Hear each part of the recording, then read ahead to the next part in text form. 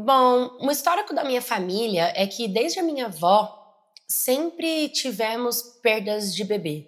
A minha mãe conta que ela o histórico o histórico da minha família é que desde sempre nós temos perdas de bebê. A minha avó, ela conta que ela perdeu 2 bebês antes da minha mãe e um depois dela. Então, a minha mãe é como se fosse o milagre da vida da minha avó, a filha prometida, aquela que ela pediu para Deus para segurar, pediu para ter, pagar promessa, porque nem o outro filho depois da minha mãe, a minha avó conseguiu segurar.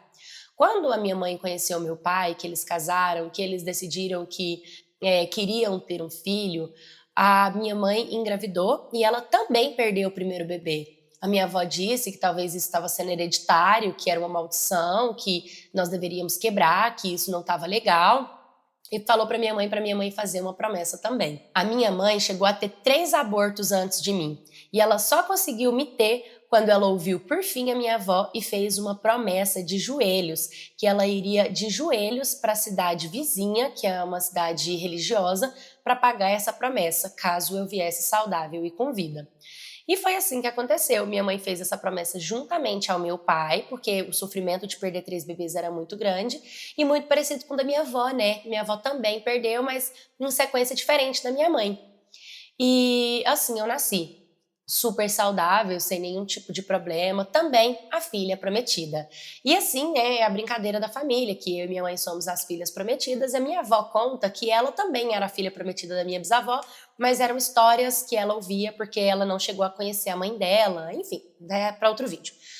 Quando eu fui crescendo, meus pais sempre foram muito protetores, eles sempre foram aqueles pais, né, que me queriam dentro de uma caixinha, porque eu era a filha que nasceu, a filha da promessa, a filha, né? Então tudo era meio que organizado, estruturado, protegido, seguro, enfim. Eu fui crescendo e quando eu fiz 17 anos de idade, eu conheci um rapaz. Ele era um rapaz super doce também, um menino estudioso, um menino de bom coração. Tanto a minha avó quanto os meus pais amavam ele. E tanto os pais dele quanto os avós dele amavam a nossa família também. Desde 17 anos, a gente tinha aquela relação de dormir, de vem pra cá, pode dormir aqui, vamos sair pra jantar, vamos pra igreja no domingo, vamos. Minha família, ela não é aquela família que segue a igreja à risca, que vai, que faz tudo. Não, mas eles gostam de ir, eles falam que é bom agradecer, a gente frequenta a igreja católica, né, fazer aquela oração para começar bem a semana, fazer os pedidos para Deus. E eu e o meu namorado, a gente, né, sempre tinha no nosso coração que quando a gente fizesse nossa faculdade, a gente iria casar e tudo bem certinho. Foi quando eu tive a minha primeira noite com o meu namorado. Detalhe, gente, ele conversou com a minha mãe sobre isso, pra vocês terem uma ideia. Ele conversou com a minha mãe sobre esse passo que ele queria dar comigo. Minha mãe disse que tava tudo bem, porque logo logo eu ia fazer 18 anos e que eu sentia que eu tava na idade boa, ele era um menino bom e que se fosse pra ser com ele, tudo bem. Ele pediu ajuda pra minha mãe. Minha mãe organizou um monte de coisa junto com ele, foi na minha casa, no momento em que o meu pai e a minha avó não estariam em casa pra gente poder ficar sozinho. Minha mãe comprou as proteções, minha mãe conversou com ele como se ela fosse a mãe dele, né? E eu acho essa parte bastante interessante, né? Porque não é todas as histórias que a gente vê assim, é bem diferente mesmo. E teve a aprovação dela enfim, eu sabia que isso ia acontecer, só que foi naquele momento assim. Os meus pais saíram junto com a minha avó, e aí o meu namorado, eu tava em casa, e o meu namorado ele veio pra poder ficar comigo. E aí a gente tava ali conversando e tudo, e aí ele falou: olha, vamos sair pra gente poder tomar um sorvete? Eu falei, tá bom. Eu saí com ele pra gente tomar um sorvete, e nesse momento a minha mãe foi lá em casa, e meio que a minha mãe deixou o quarto organizado, ela colocou tipo umas pétalas de rosa, ela colocou flor, ela colocou os preservativos em cima da cama, e isso me deu muita vergonha, né? E ela deixou tudo organizado para nossa primeira vez. Ok, aí ela saiu e deixou a casa organizada pra gente. Quando a gente voltou, foi aquela coisa, né? A gente ia tomar de sorvete, ele já tava todo romântico, ele já tava nervoso. E por mais que eu soubesse que a gente ia chegar nesse momento, quando eu vi o quarto, eu tipo virou, tipo, oi? Como? Como que o quarto tá assim? Né? E saber que alguém da minha família tava participando daquilo me deu um nervoso muito grande, eu não parava de rir internamente, eu ficava, tipo, rindo assim, tipo, ai meu Deus, estão sabendo, ai meu Deus, estão sabendo. E aí ele me contou que a minha mãe estava sabendo, que a minha mãe estava participando, mas que meu pai e minha avó não sabiam e que pra eu não ficar tão nervosa, que ele pediu pra ela porque é questão de respeito, e aquilo foi muito lindo da parte dele, eu achei muito maduro da parte dele ele ter essa preocupação e falar com a minha mãe, e eu achei muito legal a minha mãe ter ajudado ele, sabe? Achei de verdade muito, muito consciente, né? Eu não era mais uma criança, tava me tornando cada vez mais adulta, eu já entendia muitas coisas, minha mãe sempre foi muito comunicativa comigo em questão de relação, educação sexual, ela morria de medo de eu passar alguma coisa na rua, então ela sempre tentava me proteger, conversava comigo, falava sobre não poder tocar e não sei o quê, então eu sei que se a minha mãe tava, digamos assim, aprovando aquela noite, é porque seria uma noite especial. E foi, eu me entreguei pra ele, eu falo que doeu e doeu muito, eu tava muito nervosa, eu tava com medo de chegar alguém em casa e sei lá, ia estragar ali, eu tava com vergonha, então eu queria, tipo, as luzes apagadas, que eu não queria, sabe, que visse o meu corpo. Ai, coisa de jovem, né?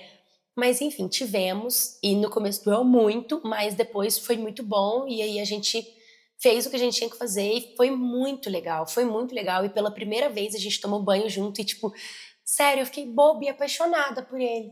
Eu fiquei apaixonada, assim, sabe? Tipo, nossa, a gente pulou, a gente abriu uma portinha, né? E a partir dali a gente realmente abriu uma portinha, porque a gente começou a ter uma vida sexualmente ativa, eu comecei a dormir na casa dele, porque até então meus pais não autorizavam, passou a autorizar, e a gente começou a ficar aqui, ficar ali, ficar aqui, ficar ali. Quando ele fez 18 anos, bem próximo do que aconteceu, ele tirou a carteira de habilitação e ganhou um carro dos pais. E aí esse carro funcionava para ele ir para a faculdade, e ele também fazia isso por mim. Ele às vezes me buscava, porque eu estava terminando o terceiro ano, né? Tava no último ano.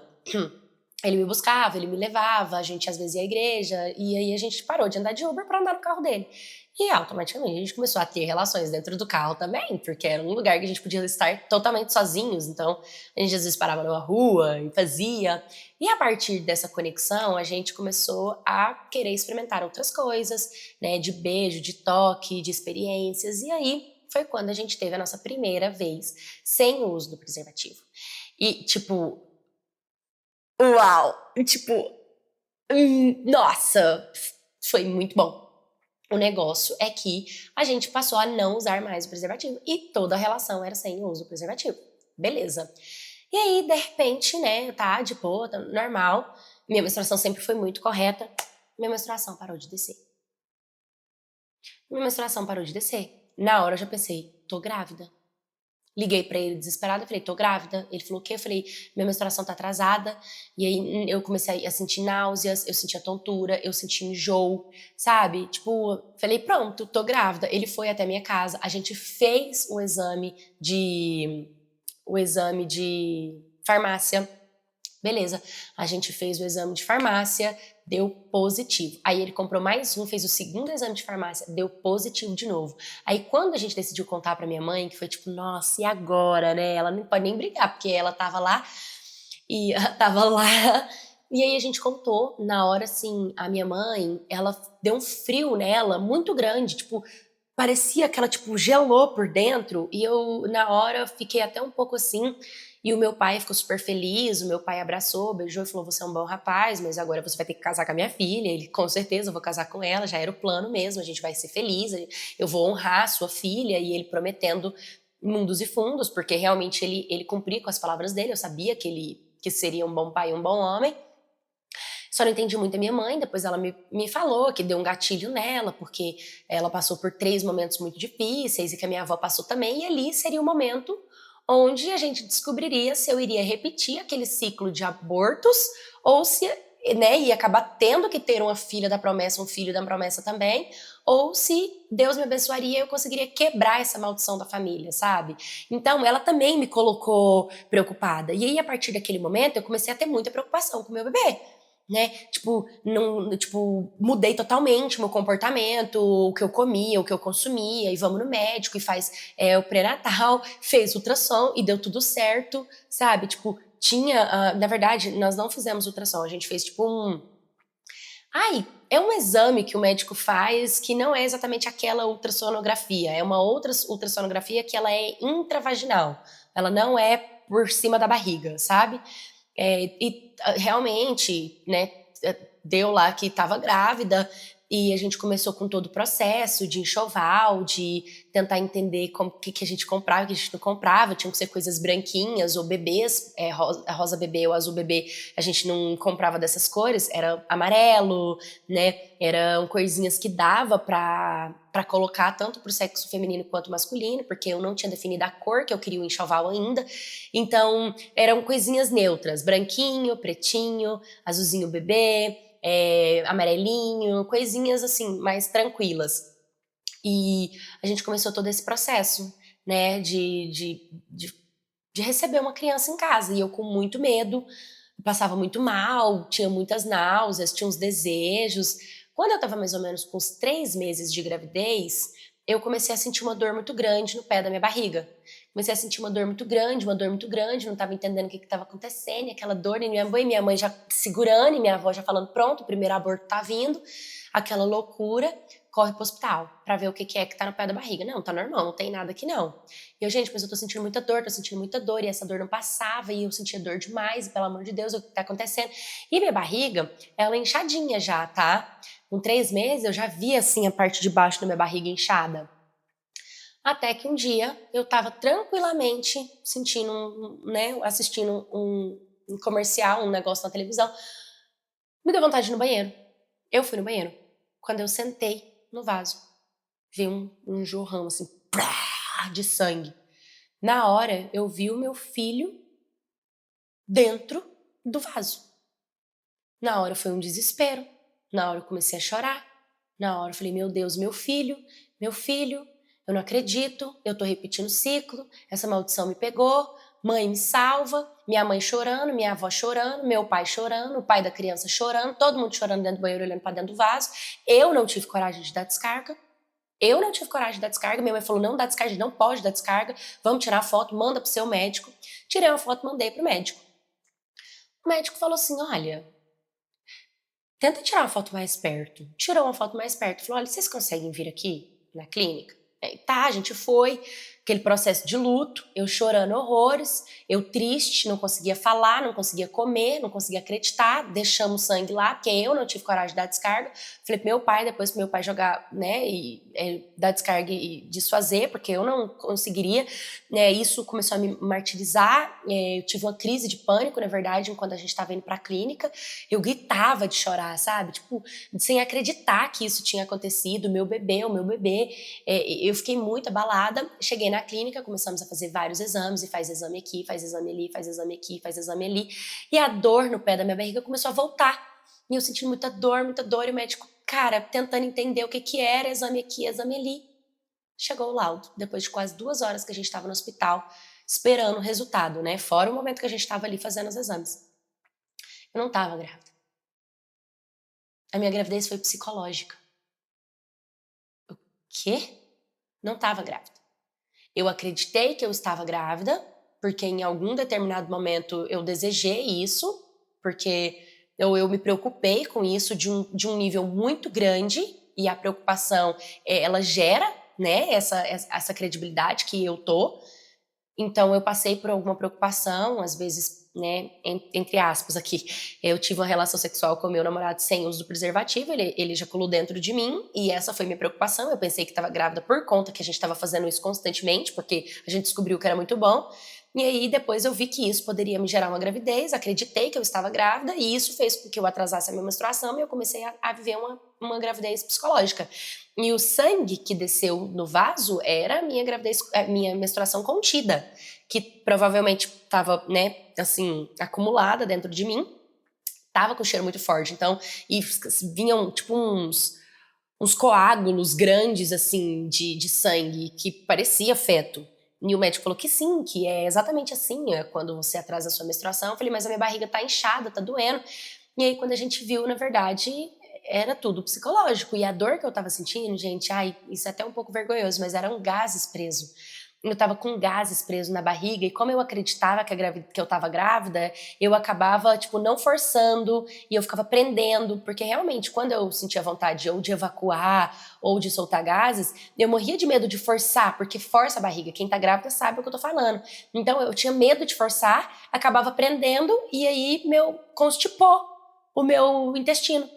E aí, eu tava com gases, eu tava com o meu intestino preso, eu precisava literalmente, em palavras chúcaras, peidar e cagar. Era isso que eu precisava fazer. E o médico me falou isso, me alertou sobre tudo isso, e eu sofri o luto por uma criança que nunca existiu na minha vida, sabe? Aí, naquele momento, foi um choque, mas a minha mãe começou a rir ali, todo mundo, tipo, me abraçou e todo mundo começou a chorar. Estavam chorando de felicidade, porque não tinha perdido um bebê. Então eu não estava repetindo um ciclo, eu não estava com a maldição hereditária da família.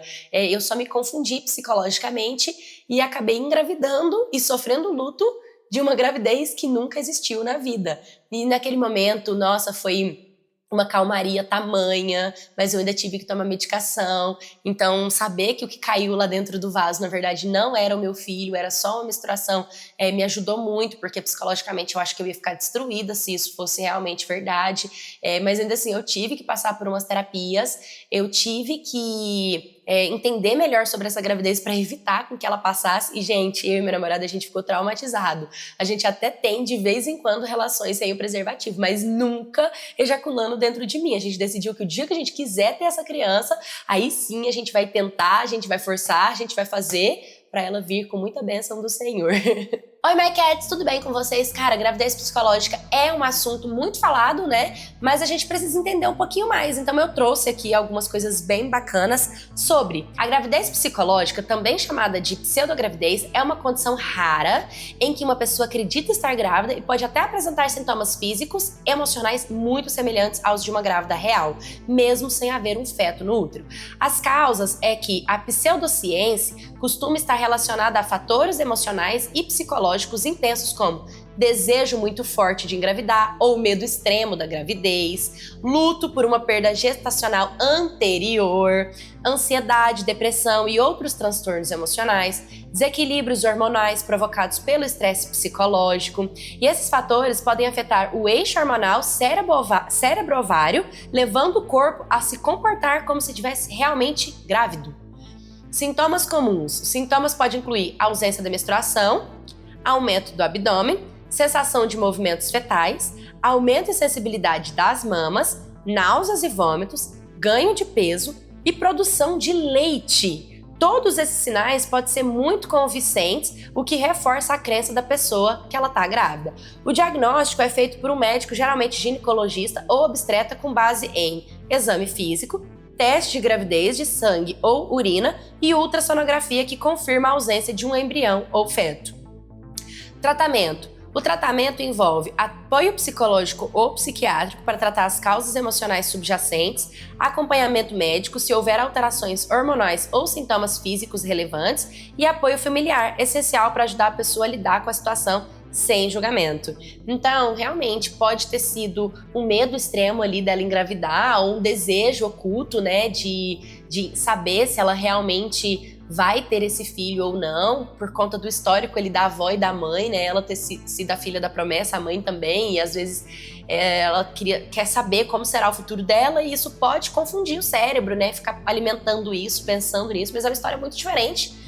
E muito interessante também. Você já passou por uma gravidez psicológica? Me manda sua história no historiascanaldepaula@gmail.com. Curta, comenta, compartilha, se inscreva no Membros para você ter acesso a todas as histórias antes do público, e também tem vídeo exclusivo lá para vocês. E um beijo, até o próximo vídeo.